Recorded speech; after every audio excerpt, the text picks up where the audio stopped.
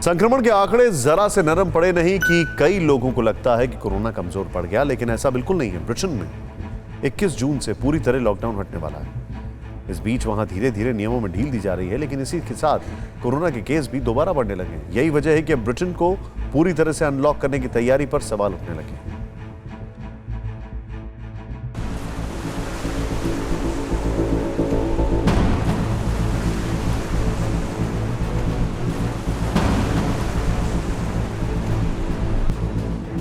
ये तस्वीर ब्रिटेन की है। रविवार का दिन वहां साल का सबसे गर्म दिन रहा। तापमान 25 डिग्री तक पहुंच गया तो लोग राहत की तलाश में समंदर के किनारे पहुंचने लगे।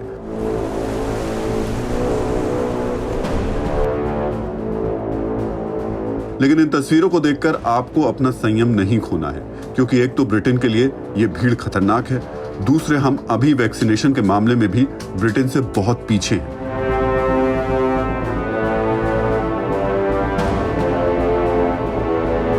ब्रिटेन में फिलहाल वहां के 70% लोगों को वैक्सीन की पहली डोज दी जा चुकी है, जबकि भारत में अभी करीब 13% लोगों ने ही अपनी पहली वैक्सीन ली है। ध्यान रहे कि ब्रिटेन के लोग ऐसे समय में कोरोना के नियमों का अनुशासन तोड़ रहे हैं जब वहां पिछले 10 दिनों में कोरोना के मामले दोबारा तेजी से बढ़ने लगे हैं।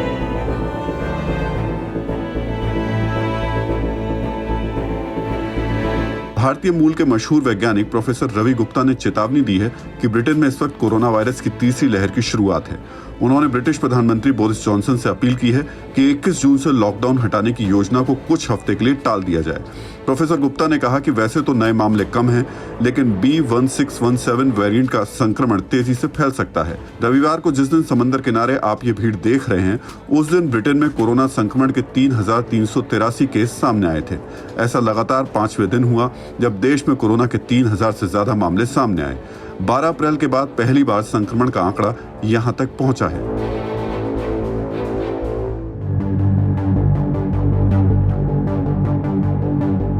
प्रोफेसर गुप्ता का कहना है कि अभी ये आंकड़ा बेशक कम लग रहा हो, लेकिन लहर की शुरुआत तो ऐसे ही होती है, जो कि बाद में विस्फोटक बन जाती है। इसलिए देश को पूरी तरह से अनलॉक करने में फिलहाल देरी की जानी चाहिए।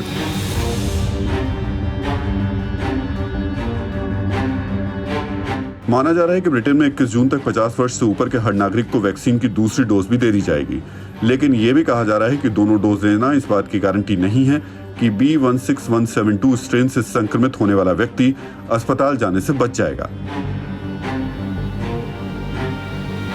प्रोफेसर गुप्ता ने 17 मई को ब्रिटेन में मिली उस छूट को भी गलत बताया था, जिसमें बंद कमरे में 6 लोगों को साथ बैठने की इजाजत दे दी गई थी।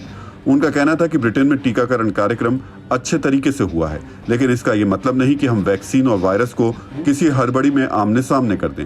जब तक युवकों को, स्कूली बच्चों को टीका नहीं दे दिया जाता, वायरस को अपनी रफ्तार बढ़ाने का कोई मौका नहीं दिया जाना चाहिए।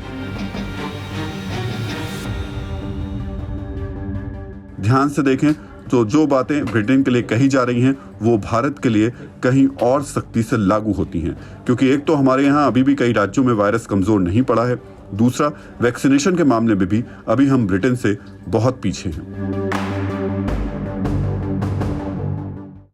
फिक्र आपकी, सोमवार से शुक्रवार रात 9 बजे सिर्फ TV9 भारतवर्ष पर।